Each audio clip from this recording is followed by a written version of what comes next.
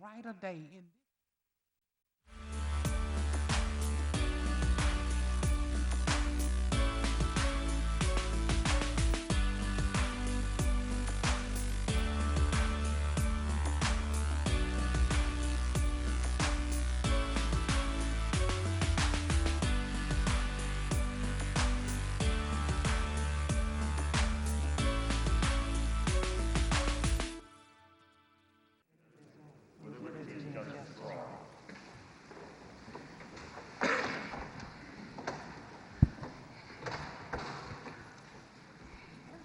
Need a motion for the approval of the December 15 work session minutes.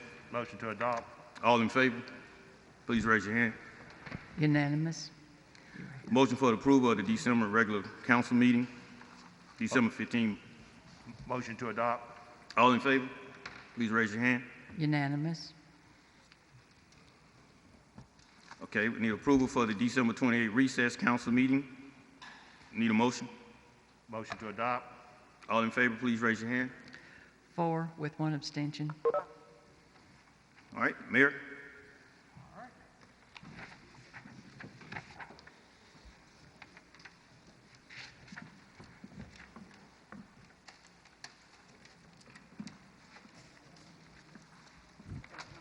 I'll be short and sweet today.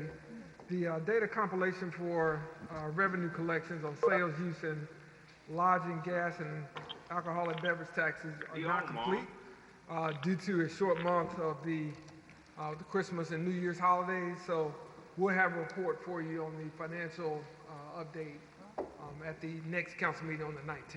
Okay. So I will get right into a couple of quick areas and then I'll be done and we can move right along.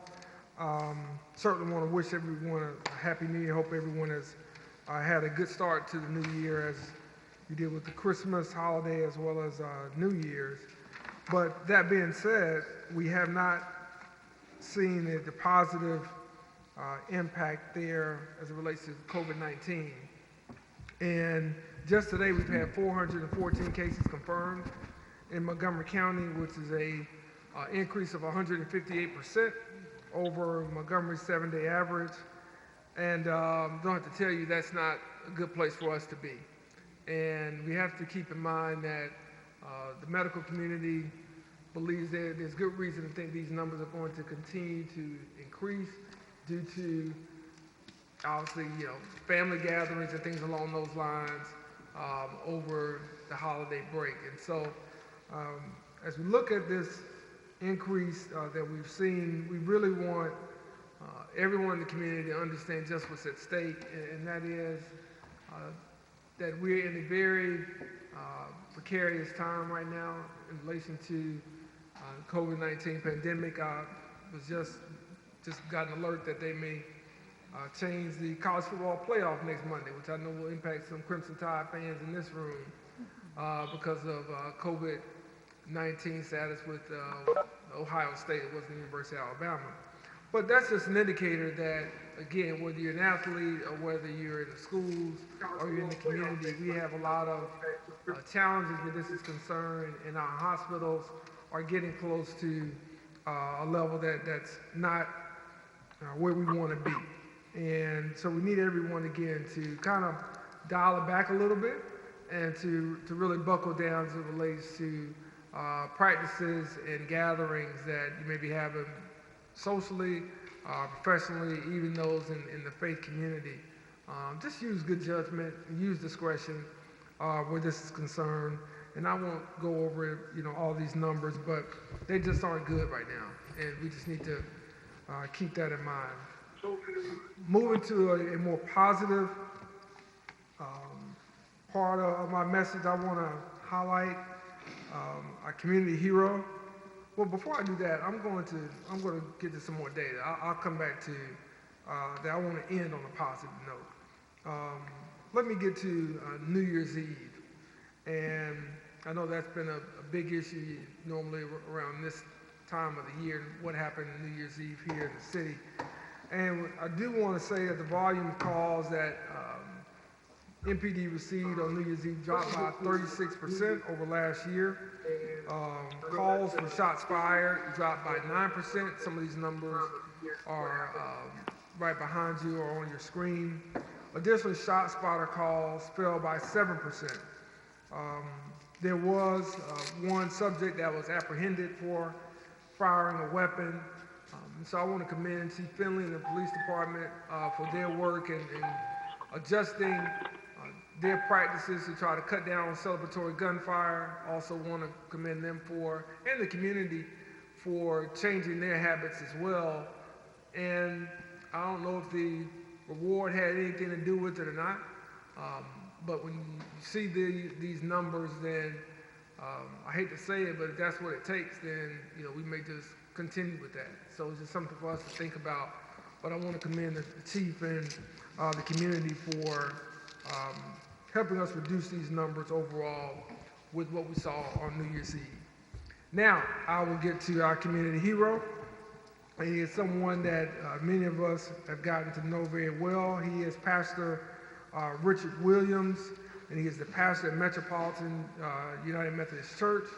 And I'm going to ask Bro Criff to come up and tell us a little bit about Pastor Williams, other than the fact that he's a Morehouse man, and that in itself makes him a community hero to some of us in here. So, bro, come on up. Mr. Mayor, I wasn't sure if you were going to let me say that part or you. I had it in my notes, but I figured you would say it as a Morehouse graduate yourself. Not all of us can go to Davidson College like me. That's a good point. That's what I want to say. Great liberal arts. Yes. I want to thank Beasley Allen first. Without them, we wouldn't be able to do the Community Heroes. Thank you to the City Council and to the Mayor for allowing us to do this on a monthly basis. And again, this year, we have honored 36 people at this point, and I think there's many more to come, and it speaks to the depth of the people who are serving this community, and that includes Pastor Richard Williams of Metropolitan United Methodist, our December community hero. He's a perfect example of people we've talked about before who have come and committed to this community and invested in it. He arrived here 4 years ago. He's a South Carolina native. And when he came here, he recalls looking at the city's rich history and wondering how so many barriers to a better life existed for so many. So since then, he's worked tirelessly with his community, not only the Metropolitan United, but within the community that it sits in to create a better place. And let me just talk about some of those programs that he has started within and outside of the church. He's partnered with Trenton Community College to launch a GED program at the church, partnered with Alabama State to start an internship, a paid internship that provides housing for the students in exchange for their service at the church. He's partnered with Davis Elementary to launch a food pantry at that school. That school has 86% of its students who are considered economically disadvantaged. They are providing food to 100 families at that school. And it's to this day, every time when I first read that story, when I saw 100 families at one school that needed food, it blew me away. But luckily we have people like Pastor Williams who are helping them. Now, since COVID has started, it's taken up even more of his time, and he understood through that service the food insecurity and how it's impacting our community even more. So they organized a mobile food pantry that serves 600 households every 2 weeks here in the city. And then through understood housing and how it became a greater problem during COVID as unemployment increased within the city, and he started connecting people who were facing eviction with Alabama Legal Services. As we all know, we've discussed before, we've had a particularly violent year in Montgomery, probably the worst in decades, if not in the history of the city. He started a burial program that donates plots to the families of victims who are already struggling with their bills. The church is also a host site for COVID testing as well as for HIV. And here's another astonishing thing. Pastor Williams is only 30 years old. We are lucky to have him in this community, so please join me in congratulating him as our community hero for the month of December. Thank you.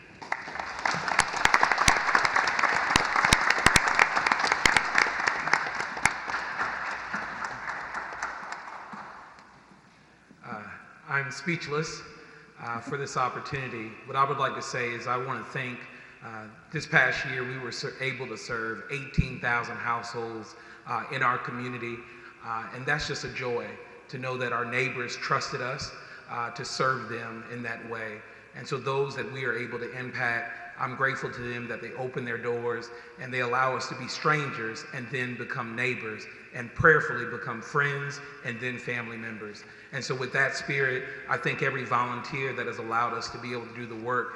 You may see my picture, but I would pray that you would see many other hands that we've never would see before that are working tirelessly, not just a part of the faith community, but that are part of this great city. And I truly believe that we would get beyond ourselves and that we would focus on the work, then many of these barriers that exist wouldn't exist. And I believe many of the barriers exist because we allow barriers to exist. So let us continue to do the work that we all can do. And I'm grateful to be a part of the capital city. And to all of those at Metropolitan, I thank them for allowing me to be a 30-year-old pastor that's not from the capital city and hasn't chose Alabama or not Clemson, right? Or Ohio State, or which one? Or Auburn, yeah. They haven't chose one of those yet. But even in the midst of that, we still can do some good work. So let's keep serving.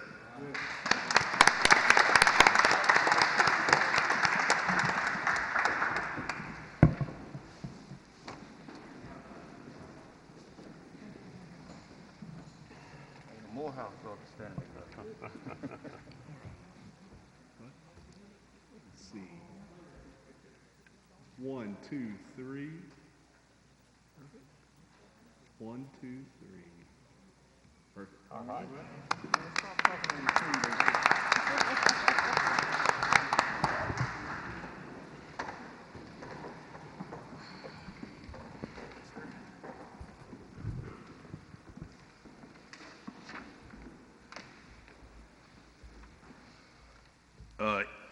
You done, Mr. Mayor? Yes, sir. Okay, thank you. Any questions for the mayor? All right. Any special committees to report? Okay. Item number 1. Mr. Chairman, item 1, ordinance amending ordinance number 23-2020 and establishing the organizational chart of the City of Montgomery. Okay. Any questions? Need a motion? Item number 1.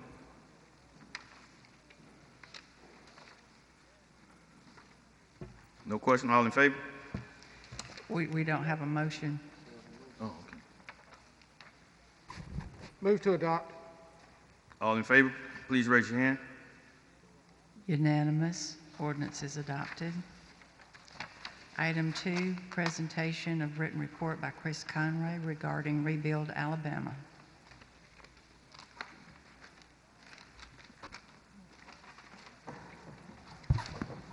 Council, you have before you the written report as required by the Rebuild Alabama Act, which was passed March 12, 2019. CC, if you don't mind, Councilor Calhoun, we will defer the presentation, which is actually a full accounting of not only the Rebuild Alabama Act, but our paving progress in 2020 to the next meeting, if that's okay with you. That's not required by the Act, just the written report. Okay, that's a consistent of the council. I'm all fine with it.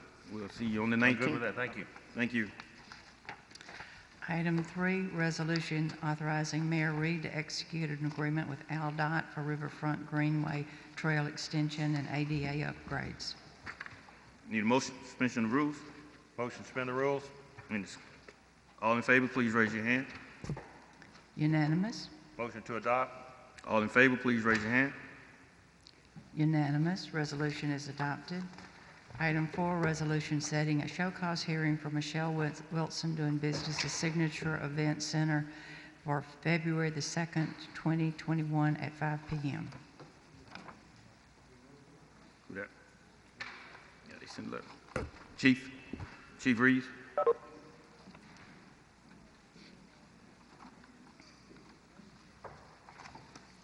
Yes, sir. All right, we got a motion for a show cause hearing. Any questions from the council? Need a motion to suspend the rules? Move to suspend the rules. Thank you. All in favor, please raise your hand. Unanimous. Move to adopt. All in favor, please raise your hand. Unanimous. Resolution is adopted. Okay. Item 5, application for a restaurant retail liquor license doing business as Sheila Korean Restaurant at 5215 Carmichael Road. Okay, this is a public hearing. Anyone who want to speak in favor? Well, do we have the representatives here from the item number 5?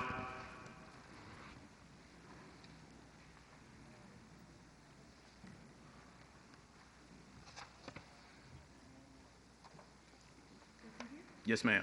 Your name for the record? My name is Megan Sanders. Okay. Megan what? Sanders. Thank you. Okay, this is a public hearing. Anyone want to speak on behalf of this item? Number 5, in favor or against? Do we have anyone on the phone for item number 5? Okay. I declare the public hearing is over. We'll have a motion. Motion to suspend the rules. All in favor, please raise your hand. Unanimous. Motion to adopt. All in favor, please raise your hand. Unanimous. Resolution is adopted. Thank you, ma'am. Good luck with your business. Thank you. Item 6, resolution appointing Todd Strange to the Montgomery Airport Authority. Item 6 will be carried over. Item 7, pursuant to Section 1153B1 Code of Alabama, authorization of demolition of unsafe structures at the listed locations. Okay. Motion to uphold. All in favor, please raise your hand. Unanimous. Item 8, resolution assessing the cost of abatement of unsafe structures on various lots pursuant to Section 1153B1 Code of Alabama. And council, item number 2 on the attachment has been deleted because it's paid in full. Okay. Motion to suspend the rules on the rest of the agenda. All in favor, raise your hand. Unanimous. Okay. Need a motion on to number 8. adopt. Motion to adopt. Please raise your hand. Unanimous. Resolution is adopted. Item 9, resolution declaring, authorizing, and assessing cost of abatement of public nuisances on various lots. Motion. Motion to adopt. All in favor, please raise your hand. Unanimous. Resolution is adopted. Okay.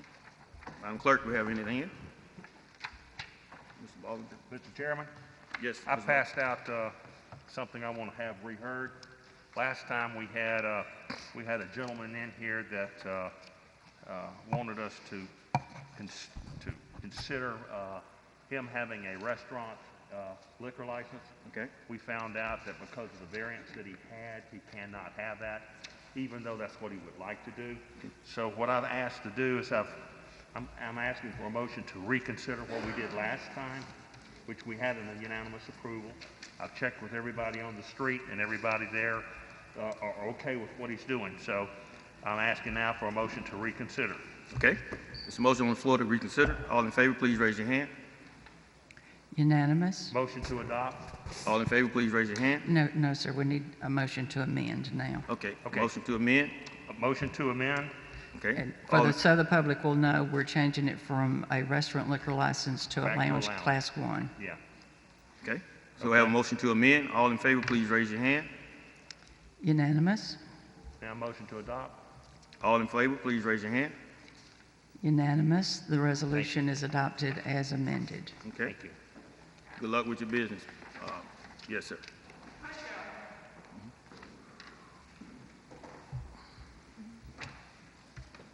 Madam Clerk, have anything else? No, sir, that's it. Okay. Anything from the council? Yes, sir, Mr. President. Mr. Mitchell? First of all, we closed several night establishment, probably within the last 2 years. Within that last 2 years, we spoke with the council, spoke with the mayor, and we was able to bring those night owners to a sit-down meeting. Thank you, the mayor. Thank the Chief Finley for letting us hear some of the things that's going on in those nightclubs that we may be able to help them with. Okay. So the meeting was a good meeting. It was the first meeting. We will sit down again because I want us to know what we can do as a council to help those club owners. Some of those issues that they are facing, it's kind of hard to prevent, but they know that they have to take responsibility of what goes on the inside of their club and also in the parking lot of their club. So we did address that. Like I said, I greatly thank the mayor for sending his staff member. I thank the chief for sending chief over there to just really let them hear how we feel when it comes to the city council. And we told them point blank, if you come in front of the city council, no matter what, we're going to do our job. And that being closing you down, that's what we have to do, but that's not what we want to do. So that's some of the things that we addressed. Second thing is I put a brochure in front of the council and the mayor. It's a Montgomery basketball league that I really want the city to look at. It targets kids between the age of 16 to 25, and it's a night basketball league. Also has a component with Job Corps and also Trenum that gives those kids the opportunity to get their GEDs, their high school diploma, or something equivalent, also job placement. And I think if the city take this on, I think it'll be a good thing for the city, because we have so many of our kids in that age that's being lost or don't have that help that we need. Also want to make sure that those nonprofit organizations that have a line item in the budget, that they help us with this. You have so many nonprofit that's mental health and counseling. I also want to see that component in this Montgomery basketball league. So I know that those COVID numbers won't allow us to do it now, but it's something that I think we need to look at in the future. Thank you. Thank you, Councilman. Anyone else? Mr. Calhoun, Yes, Mr. Pruitt. quick question for the mayor. Mayor, where are we on the vaccines for our frontline workers and that sort of stuff for ones that want to take it? Do we have any plans, or is there anything out there? Great. That's probably the question of the last couple of weeks. The city is not involved in the distribution of vaccines, and we've been in contact with Alabama Department of Public Health and our county health department. We are working through the frontline, our first responders. Yes. And medical personnel, but the vaccines are still scarce. I know they're also still working with nursing homes as well. Right. But beyond that, I don't have any additional information in terms of when it might be available to the general public and even elders, such as my dad, who asked me this morning about that very thing. And I just told him I didn't have any updated information from the last time we talked with the Alabama Department of Public Health. So as they become more available, we're going to try to do everything we can to amplify that message and get it out after we take care of the first responders and those that are most vulnerable in nursing homes. Okay. Thanks, Mayor. One other thing, Ms. Stacy, I know we talked about a application fee for those liquor licenses. Where are we for? You got some stuff in the box. Oh, where? I did? That's in home. You want in mine? Oh, yeah, Ms. Blaylock gave me this. Yeah, I have. I just want to see where we, it's not mine. So where are we on that fee for his application for his? I've got one of my staff attorneys looking, I know you gave us some information, and she's drafting a proposed ordinance. We hope to have it to you to look at if you want to put it on the next agenda. Okay, thank you. Mr. Mitchell, I know you brought this up, and we spoke on this also, Stacy, is reference to these green boxes that's throughout the city. I know each district have those things, and we're getting calls. I know I haven't gotten an email this morning. The mayor got an email about they're running over.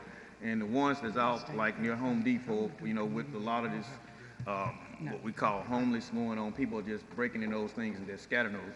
And I know they're on private property, but I'm looking at for as a city, how do we regulate some kind of registry where we can know who's bringing those things in, and how do we regulate keeping them clean?